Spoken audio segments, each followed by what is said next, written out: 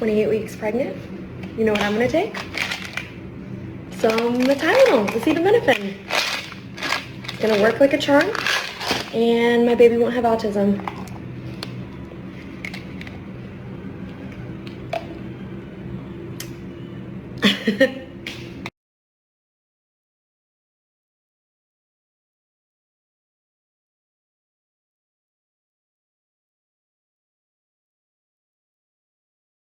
A pregnant woman is a very special case.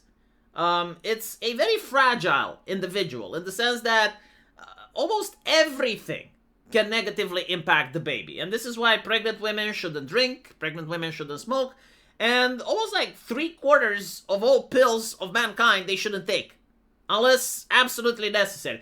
The only pill that was manufactured in the universe that has absolutely no side effects for pregnant women is the COVID vaccine. Like, as to my medical knowledge, like, this is the only thing that pregnant women can take which is safe and effective according to the science. But, like, other than that, it is best if pregnant women don't take anything. Tylenol, or paracetamol, as Europeans call it, used to be, like, the only pill that you could give to a pregnant lady if she's suffering pain or if she's running a fever, right? The Trump administration is coming on and they're basically saying that, look, we did more studies, like, we looked at the situation again, and even this seems to be a bad idea. They're not removing it from the market. They're not forbidding doctors from prescribing it to pregnant women. They're basically saying, it's like, look, so far we looked at the study, we don't like what we found. Okay? Now, the thing is, the science, okay, as the liberals like to call it, is not a static thing. Like, it's not something set in stone. Sometimes people do an audit on the science. Like, sometimes people try to see, okay, what we have been doing for decades, is it actually working? Did it actually give results? And if people knew the history of science, they would understand why this is important. Like, for example, lobotomies. At the time, doctors would suggest that lobotomies are a good thing. And even the government would also suggest that lobotomies are a good thing. People on the fringe extreme were saying, no, it's not a good thing. Well, it turns out that the extremists and the conspiracy theorists were right. Castrating homosexuals and trying to do eugenics. Also, even in America, even in Sweden, a lot of people know about Germany, you know, doctors would say, yes, it's a good thing. The government would also say it's a good thing. Fringe extremists had concerns. It turns out that the fringe extremists won. Smoking. Doctors encourage smoking Camel. Everyone said it's a good thing. It gives you a manly voice. Some fringe extremists said that it can be linked to cancer. Turns out that the fringe extremists were right. Recently, you know, castrating kids was in huge vogue in some places on Earth. Fringe extremists were saying no, they got debanked, they got banned from several platforms until the British government realized, okay, we need to shut down the transgender clinics for kids. And so you realize that sometimes, yes, like sometimes the science does an audit, like things that were working up until then are considered wrong. And you don't need to be a doctor in order to figure out that things do go wrong.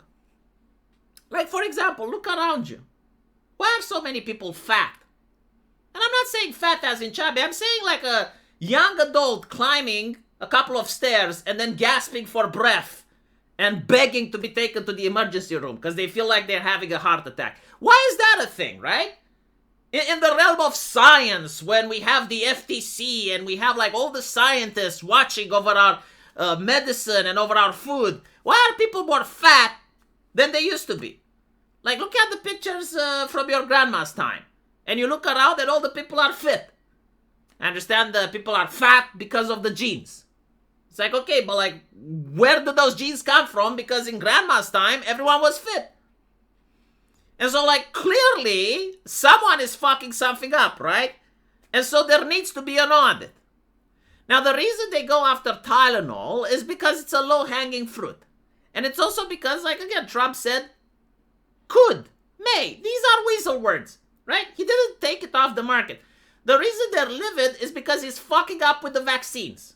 The vaccines are some of the most profitable medical things that you can make. Because the entire population is required it. The government buys it, so you don't actually need to appeal to customers. And it's a really good business.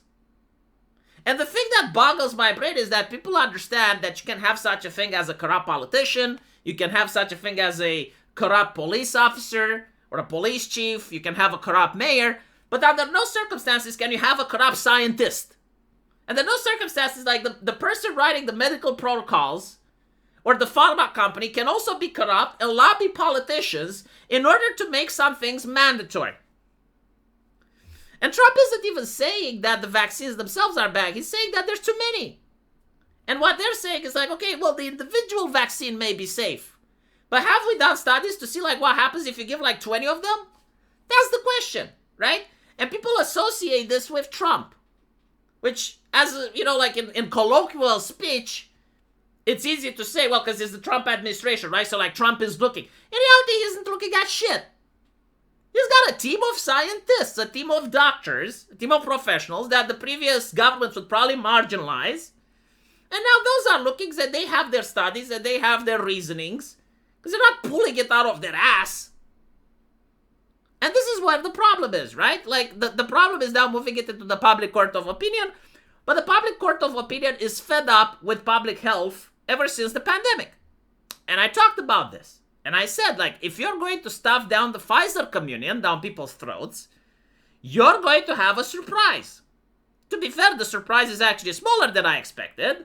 But it is happening nonetheless, right? Because, like, people don't like the idea of being coerced or forced for their own good. And so, when they said, no, like, you gotta get vaccinated or you lose your job, or you gotta get vaccinated to go to a McDonald's, people went like, who's doing this to me? The politician. On whose behalf? Big Pharma. I'll fuck with Big Pharma. Like, that's fine. You know, I would rather get sick if I know that I'm making Big Pharma's profit go into the fucking red so that they never fuck with me again. Or they never fuck with my kids again. Because there is such a thing that a lot of leftists have forgot that, like, liberty or death is a principle that many people adhere to. And the very concept of forcing someone to stay to their own house or vaccinating them against their will is abhorrent. It doesn't matter like how you justify it. If the vaccine keeps you safe, then take it. But don't force it on other people to keep you safe, because you're not a communist, right? Like you decide what is good for you, your body, and your family. You don't get to decide for your neighbors, because otherwise the neighbors get upset and they start deciding for you. And it turns out that there's more neighbors than there are the liberals that are so selfish and so egotistical that they try to use force and authoritarianism. Turns out there's other people that can also use force and authoritarianism and then fuck up with your entire medical health system. And this is what's happening right now, right? Like, the medical health system is under audit. The medical health system is panicking because it's going to lose millions of dollars. And so they're starting these PR campaigns about Tylenol, which results to random chicas on the internet deciding to chug the substance. Now here's the interesting part, okay? Let's take it logically.